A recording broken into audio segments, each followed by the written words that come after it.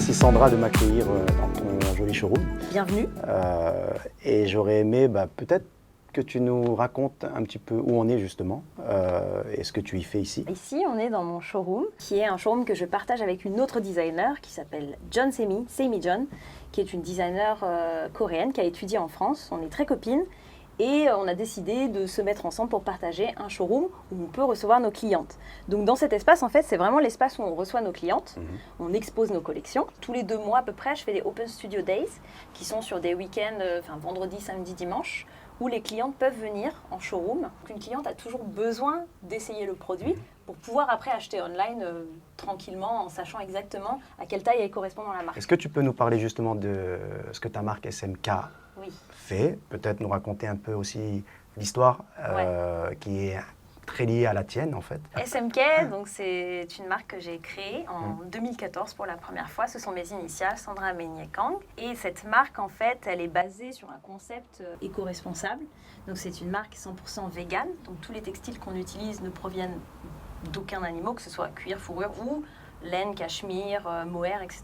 Nous n'utilisons aucun de ces matériaux dans la marque. Nous travaillons avec des textiles aussi écologiques, éco-responsables, on va dire, qui sont soit des textiles recyclés, soit des textiles naturels, tels que par exemple le nylon régénéré, le polyester recyclé, les cotons bio, etc. etc. La marque produit éthiquement aussi, alors ça j'en ai touché un mot sur mon atelier justement. On travaille avec une dame qui produit 90% des collections toute seule dans son atelier, qui est une auto-entrepreneur aussi. Nous faisons des donations aussi. Donc, par produit, 1000 won est donné à une association pour la protection des animaux qui s'appelle KARA en Corée du Sud. Justement, c'est une grande association coréenne. On fait le versement tous les 6 mois à peu près. On travaille énormément sur le recyclage. Alors ça, c'est vraiment une des grosses parties de la marque. C'est de recycler quand on fait une production.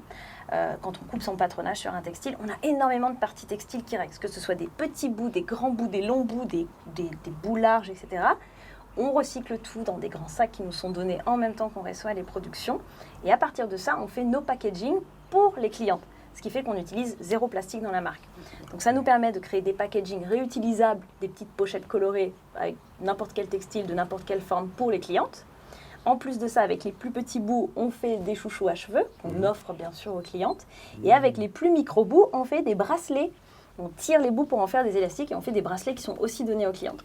Donc il y a vraiment tout un procédé, ça me prend 50 à 60% de mon temps de travail, c'est le recyclage. Je vais fabriquer des pochettes d'abord, en priorité, après des chouchous. Et avec les plus petits morceaux qui sont là, je vais en faire des bracelets. On va pas le recouper, on va pas s'amuser. Ce qu'on va faire, c'est par contre, on va le tirer. Quand tu tires après, ça devient un élastique. Ça te fait un élastique. Et t'en servir comme élastique pour les packaging, ici.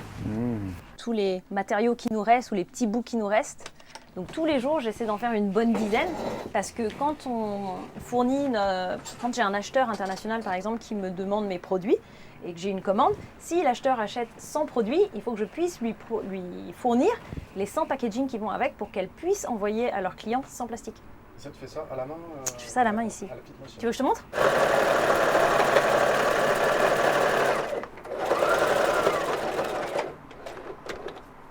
Comme ça. Après, il faut recouper les bords. Du coup, qu'est-ce que ces petits morceaux vont-ils devenir, à ton avis? Qu'est-ce que je vais en faire? Des élastiques. Je les tire.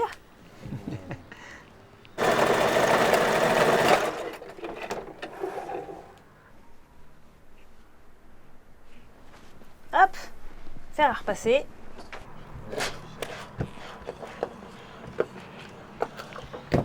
Dernière étape. On recoupe l'intérieur. Ok. Double nœud. Et on coupe. Voilà au final mes déchets. C'est fou, hein? Donc ça, c'est le packaging classique. Elle a une petite carte postale en papier recyclé avec lequel on note bonjour, machin. Alors pour ce produit, voilà, on vous conseille de le porter comme ça. Pour le lavage, lavez-le comme ça, etc. On essaye. C'est à chaque fois personnalisé ou Oui, à chaque fois. Ah, okay. Et si elle a acheté le léotard, par exemple, en Econil, on va lui mettre la petite postcard Econil. Avec qu'est-ce que c'est? Pourquoi? Avec l'explication anglais et coréen, tout partout. Est-ce que tu n'as pas des soucis entre C'est beaucoup plus cher. le coût que toi, ça te fait en production, tu parlais de main-d'œuvre et de temps, et le prix que tu vends, parce que tu ne vas pas non plus vendre tes robes à des prix de haute couture. Bien sûr, c'est un vrai problème. Quand tu achètes un polyester traditionnel et que tu achètes un polyester recyclé, c'est pas du tout le même prix, c'est beaucoup plus cher. Par exemple, le coton traditionnel et le coton bio est beaucoup plus cher. Donc déjà, tu vas avoir un prix plus élevé sur ta matière première. Ensuite, si tu produis éthiquement dans un petit atelier par une petite couturière, c'est elle qui va décider de ses prix, c'est pas l'usine. Donc ce qui veut dire que si elle décide que ton produit va être à 20 000 won de la pièce, ton produit va être à 20 000 won de la pièce. Et donc du coup, ça va monter. Déjà, ton prix de production va être très haut, ta matière première va être très haute.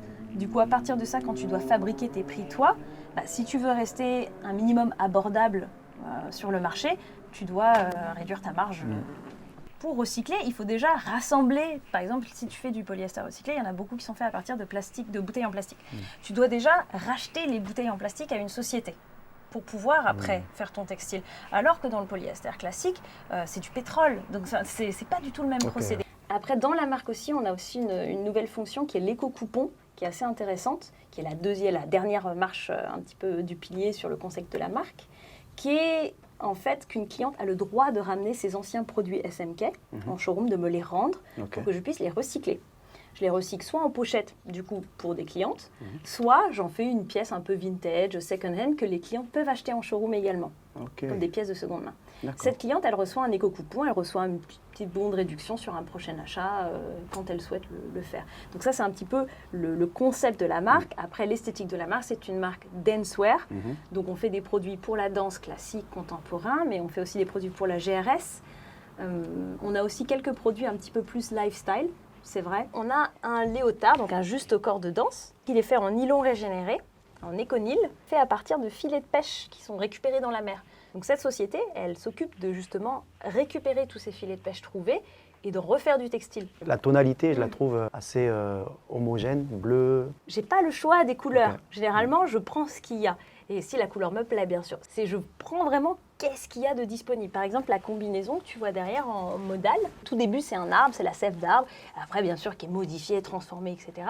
C'est pas moi qui ai choisi cette couleur. C'est ce qui m'a été proposé. Okay. Par exemple, j'ai pu produire ma première jupe en voile seulement l'an dernier. Parce que je ne pouvais pas trouver de polyester recyclé en Corée. Je l'ai trouvé l'an dernier, mais qu'en blanc. J'avais pas le choix. Donc, qu'est-ce que je peux faire sur du polyester? Je peux imprimer. Ça, c'est une photo d'un glacier en Islande qui est en train de disparaître, où j'ai été en 2018. Donc, c'est toute une campagne sur le climat. J'aurais pu choisir du polyester. J'aurais pu me dire, c'est pas grave, je vais à Donc des Moules, je prends un polyester classique. L'important, c'est d'attendre jusqu'à ce qu'on ait le bon matériel. Et puis après, hop, on peut y aller. Qu'est-ce que j'ai en studio? Quelle couleur? Quelle quantité? Et après, tu vois, oh là là, j'ai eu un accident de production. Il me reste ça, ces parties-là, 20 pièces par exemple. Qu'est-ce que je peux faire avec ça? Tu vas pas dessiner, tu vois, oh, je vais faire une robe, je vais faire un juste au corps, ma chérie. Non, ça marche pas du tout, quoi. Et la marque est née en Corée. Donc, j'ai jamais créé cette marque en France. D'accord. Beaucoup de personnes me demandent en fait, oui, alors... comment ça se passe en France, la création d'une marque, la production? Et alors, j'en ai aucune idée, parce que moi, j'ai commencé en Corée. Donc, j'ai aucune idée comment ça marche en France pour créer une marque. Mais je me demandais, quel était ton regard sur ce sur quoi tu t'engages et tes convictions par rapport au fait de le faire en Corée du Sud, qui, pour moi, a l'air d'être un pays où il y a des vraies prises de conscience, mais où les choses, quand même, par rapport à l'Europe, sont, en termes de sustainability et d'éco-responsabilité, plus en arrière. Comment c'est en fait de pouvoir travailler sur ta marque-là dans cet environnement? C'est assez compliqué de le faire en Corée du Sud parce qu'on n'a pas du tout le même, la même database, on va dire, de matériaux qu'en Europe, en ce qui concerne les matériaux recyclés ou les matériaux naturels. Mais il y en a. En fait, la clé de tout ça, c'est de chercher, c'est de fouiller. Je reçois énormément d'emails de designers coréens qui me demandent où est-ce que j'ai trouvé tel ou tel matériel. Honnêtement, quand j'ai commencé, je ne parlais pas coréen et j'ai réussi à les trouver en Corée. Donc si moi, ne parlant pas coréen, a été capable de trouver des compagnies qui fournissaient ce type de matériel en Corée, je ne vois pas pourquoi des designers qui parlent coréen ne le trouveraient pas eux-mêmes. Il faut vraiment passer du temps en ligne. Il ne faut pas hésiter à contacter aussi les entreprises coréennes. Au début, on se dit « Ouais, mais c'est une grande entreprise, elle ne va jamais bosser avec nous ». C'est ce qu'on peut se dire parfois en Corée, parce qu'il n'y a pas beaucoup de petites entreprises qui fournissent ce type de textile. Il faut tout de suite aller sur une grande entreprise. Et en fait, non, il suffit de les contacter, de leur demander. leur dire voilà, je recherche ce matériel, voici le concept de ma marque, voici les matériaux que j'utilise déjà pour montrer un petit peu l'engagement qu'il y a derrière la marque. Et généralement, ces entreprises, soit elles ont des stocks. Bon, on peut vous vendre 50 yards, 100 yards de polyester recyclé. Et d'ailleurs, c'est comme ça que je fonctionne sur tous mes polyesters recyclés pour les pantalons de danse. C'est-à-dire que je n'ai pas le choix au niveau des couleurs. J'aurai peut-être une couleur, 2 couleurs disponibles parce qu'ils ne peuvent pas vendre. Si tu veux commander ta couleur, il faut commander 500 yards. C'est beaucoup trop pour ma marque. Mais je peux commander 30, 50, 100 yards d'une couleur déjà existante et qu'il leur reste. Okay. Et c'est très rare. Il leur reste peut-être du gris, peut-être le mois prochain du vert. Mais il faut vraiment aller attraper un petit peu ces opportunités. Donc ça c'est un peu la difficulté en Corée. C'est localement de trouver ces matériaux pour un petit designer, c'est très compliqué. Il faut les convaincre. Et ça, c'est pas facile. Ouais. Il faut les convaincre. Mais une fois qu'ils sont convaincus, après, on peut travailler avec eux sur du long terme. Et ça, c'est très intéressant. Autre chose, c'est que la Corée, justement, elle est en pleine évolution sur le sujet des matériaux. Ça, vraiment, par exemple, je vous donne un exemple hyper concret. En 2018, j'ai été au salon Preview in Seoul, le PIS, qui est toujours fin août à peu près au COEX. C'est le salon un petit peu des matériaux, des textiles, etc. en Corée. Il y a une grande partie des entreprises coréennes qui exposent, quelques entreprises de Taïwan, de Chine, etc. Et en 2018, quand j'y étais, c'était très difficile de trouver du polyester recyclé ou de trouver des matériaux recyclés. C'était vraiment une tannée, quoi. Rentrer dans tous les stands, essayer de demander, regarder. Les seuls qui le faisaient vraiment, c'était la Chine, Taïwan, mais malheureusement, les quantités qu'ils proposaient pour designers étaient bien trop élevées pour pouvoir passer des commandes. Donc, c'était très compliqué. Et cette année, 2019, donc l'an dernier, j'y suis allée et alors, grande surprise, il n'y avait pas un stand qui n'avait pas un rack complet de tout ce qui était matière recyclée. Ce qui prouve qu'en une seule année, l'industrie textile coréenne a su switcher à du polyester classique sur du polyester recyclé et en faire vraiment une quantité assez impressionnante. Après, je reste sur mes positions du fait, très difficile pour un designer de pouvoir les obtenir parce qu'ils demandent aussi des quantités assez astronomiques dues aux machines utilisées. C'est-à-dire que la façon dont c'est produit ne permet pas de faire des petites quantités en fait. On doit tout de suite rentrer sur des gros volumes de production. Mais ça restait intéressant de voir que toutes les entreprises qui avaient su un petit peu prendre le tournant, leur stand était blindé. Par contre, les entreprises qui n'avaient pas pris le tournant là-dessus, leur stand était vide. Okay. Donc là, j'attends septembre. Cette année, c'est en septembre. J'attends avec impatience de pouvoir y aller et voir un peu ce qu'on va nous proposer. Cool, super. Ouais. Tout à l'heure, en fait, tu me parlais d'un quartier qui s'appelle Dongdaemun. Oui. C'est une sorte d'écosystème fashion assez époustouflant en fait, à découvrir. J'ai découvert Dongdaemun en 2009. Donc c'était il y a longtemps, voilà. Je parlais pas du tout coréen, donc vraiment je savais dire bonjour et merci, annyeonghaseyo kamsahamnida. Et j'avais très envie de pouvoir acheter du textile pour pouvoir faire des sweatshirts. Je m'étais dit, j'ai entendu parler de Dongdaemun, mais je ne savais pas du tout où ça se situait dans Séoul, vraiment. C'était très compliqué. Puis on n'avait pas à l'époque tous les outils, les iPhones qu'on a aujourd'hui, on n'avait pas tout ça. Et j'ai cherché sur un plan de métro et j'ai vu qu'il y avait une station qui s'appelait justement Dongdaemun. Donc je me suis dit, on va aller là-bas et on va chercher. Et en allant là-bas, dans le métro, je me suis retrouvée à voir un gars qui avait dans son sac une règle japonaise. Et la règle japonaise, on sait que c'est un designer parce qu'on utilise tous des règles japonaises. Et en voyant sa règle japonaise, je me suis dit, mais lui, il faut que je le suive. Et en fait, j'ai pisté le mec jusqu'à l'intérieur du marché au textile. Et ce qui m'a permis donc de pouvoir un peu découvrir cet univers. Je ne sais pas combien de jours on aurait besoin pour faire tous les étages. Cette, tellement de textiles différents, de couleurs, c'est incroyable le nombre de matériaux qu'il peut y avoir à Dongdaemun. Et le système aussi de Dongdaemun, moi je ne connaissais pas en France. Tu prends le swatch, tu as une couleur, tu calcules le numéro de ton swatch, quelle couleur c'est. Tu dis voilà, je veux 2 yards du numéro 12. Et les mecs, ils disent ouais, vous revenez dans 30 minutes ou vous revenez demain. Et c'est comme ça que ça marche. Et moi, je ne connaissais pas du tout. J'ai l'impression que c'est un endroit où tu peux trouver le bouton seul et le zipper seul jusqu'au produit fini. Si tu es un client et que tu veux acheter déjà ton t-shirt qui est fait. Exactement. Et je me dis que pour un designer, ça doit être quand même super intéressant de découvrir un endroit comme celui-ci. C'est très très intéressant. Après, ça dépend comment on se positionne. Bien sûr. C'est ce que j'étais justement. Si on se positionne éco-responsable, c'est très difficile de travailler avec Dongdaemun. Que ce soit en tant que revendeur, parce que les vêtements qui sont produits et vendus à Dongdaemun ne sont pas, gages de grande de production très éthique, on va dire. Et aussi, en tant que designer, si jamais on recherche des matériaux plus propres, c'est aussi un peu compliqué. Après, il y en a, il faut juste les chercher. J'ai essayé, donc j'ai fait mes premiers pas un peu comme ça dans des Moon, et j'utilisais donc des matières là-bas vraiment au tout début, donc vraiment au tout début. Et j'ai arrêté d'utiliser des matières de Dong Dae Moon beaucoup plus tard, en fait. Sur cette notion notamment de déchets, moi, il y a quelque chose qui me marque beaucoup en Corée, c'est qu'il y a une forme de paradoxe et qui est assez typique des Coréens, je trouve, c'est à la maison, on trie comme jamais. Moi, j'ai jamais vu en fait un pays qui triait autant ses poubelles entre les produits alimentaires, entre tout ce qui est plastique, polystyrène, tout ça, tout ce qui est plutôt ilban selegi, donc les déchets normaux, entre guillemets. Et il y a comme ça 5-6 cases avec des couleurs bien définies. Et quand je regarde, je vois même mes parents, qui sont donc de la génération avant nous et qui trient vraiment avec attention. Tu vois. Par contre, après ça, à côté de ça, on a des convenience stores, des 7-Eleven qui sont ouverts H24 où moi-même, je ne sais pas combien de bouteilles d'eau, de boissons j'achète. Quand je me fais livrer, certes très rapidement et tout type de nourriture, mais quand je vois la manière avec laquelle ça arrive, donc il y a ce paradoxe entre une sorte de prise de conscience et en même temps un environnement qui est assez... où il y a beaucoup de choses à faire. Et tout l'enjeu, je pense, de la Corée, ça va être ça. Ça va être de trouver... repenser la façon dont on consomme.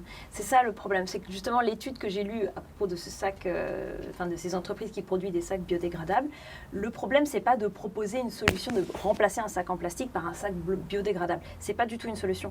Le problème, en fait, c'est que la façon dont nous consommons ici, la façon dont on est habitué à consommer, n'est pas du tout compatible avec ce nouveau tournant, justement, de durabilité, de faire attention à l'environnement, etc., etc. Donc, le problème, ça va être surtout de repenser à arrêter de trop consommer et de surtout beaucoup réutiliser. Par exemple, au lieu justement dans la marque, on est en train de penser à faire ça, c'est qu'on a des emballages en carton. Je n'ai pas souvenir en France d'avoir autant d'emballages quand j'achète quelque chose ou me faire livrer la nourriture. Enfin, je trouve qu'on n'a pas du tout la même façon de vivre aussi. Donc je pense qu'elle va être là, le point de rotation va être ici. C'est, je pense, aussi un petit peu en lien avec ce que tu évoquais tout à l'heure. Je pense qu'en Corée, on est très fast life et on est un peu plus slow life dans les pays occidentaux.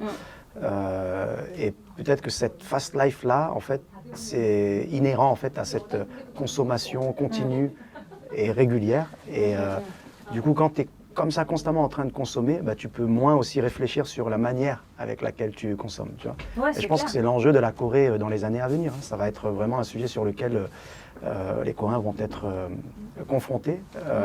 Et comme tu le disais, j'espère qu'avec l'innovation et la créativité qui existent ici, on trouvera sûrement des moyens, tu vois, d'évoluer. Mais moi, je pense que ce que tu fais, ton engagement et tes convictions, c'est vraiment quelque chose qui est à la fois osé et très courageux, en fait.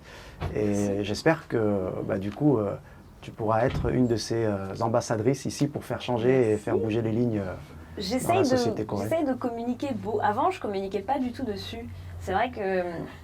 Même il y a quelques années, si on regarde l'Instagram de la marque ou nos plateformes de communication, c'était pas quelque chose dont je parlais vraiment. Je parlais quand on faisait les donations, tous les 6 mois, ça y est, on a fait la donation. Mais c'était pas quelque chose où j'appuyais vraiment la communication.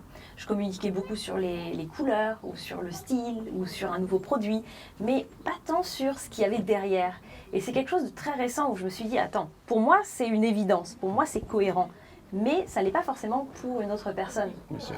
Et du coup, j'ai commencé récemment à vraiment communiquer, ça fait, 4-5 mois, que j'ai vraiment commencé à communiquer sur les textiles que j'utilise, sur pourquoi je les utilise.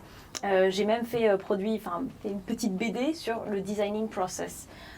Souvent, quand je fais des interviews ou quand j'ai des interviews magazines, à chaque fois qu'on veut me prendre en photo, ils sont là, bon, mets-toi à la table, prends un stylo et dessine. Jamais. Je ne dessine jamais dans mon métier. Aujourd'hui, si tu veux penser éco-responsable, tu penses déjà au textile que tu as en showroom. Qu'est-ce qui me reste? Quel morceau? Grand, petit, large, moyen? Ok. Au lieu d'acheter et de reconsommer, qu'est-ce que je vais faire à partir de ça? Qu'est-ce que je peux produire? Et à partir de là, tu penses à l'item que tu peux faire. Mais tu ne vas pas te dire, attends, je vais dessiner ça et tout. Et je trouve qu'il y a vraiment une misconception un petit peu du métier de designer, du moins dans le domaine de l'éco-responsable. on ne fait pas ça en fait, ça c'est obsolète. Si tu veux. Enfin, ce qu'on nous a appris à l'école, moi ce qu'on m'avait appris à l'école quand j'ai eu mon diplôme en 2008, c'est plus ou moins obsolète, ouais. Okay. Du coup, communiquer un peu dessus, dire aux gens, bah, en fait, voilà comment ça se passe. Voilà pourquoi on utilise ce type de packaging. Voilà pourquoi on recycle. Voilà ce qu'on peut faire avec de tout petits morceaux de recyclage. Regardez ce qu'on peut réussir à créer avec ça, au lieu de le jeter, par exemple. Et je pense que les clientes aiment bien. Je me rends compte que les clientes commentent, elles aiment bien. Ah ouais, c'est fou et tout. Et parfois, quand elles viennent au showroom, elles m'en parlent. Elles me disent, ah, j'ai vu que tu as fait ça et tout, c'est cool. Donc, on sent aussi qu'il y a un certain... au niveau des clientes, il y a vraiment un intérêt, justement, sur ce type d'opération derrière. Donc, je trouve ça assez intéressant. C'est un intérêt qu'il n'y avait pas il y a quelques années. Je me rappelle en 2017, quand j'ai tourné Dancewear et que j'étais au showroom, les clientes ne me parlaient jamais de mon concept, quoi. Vraiment, c'était... Aujourd'hui, ça change. Je trouve que les clientes qui viennent parlent de plus en plus de « Ah oui, c'est cette matière, ah, c'est du nylon régénéré ». Je sens qu'il commence à y avoir une certaine connaissance dessus et c'est assez agréable en fait de pouvoir justement communiquer dessus parce qu'il y a un retour. C'est pas quelque chose qui tombe un petit peu à l'eau où personne n'y fait attention et ça devient...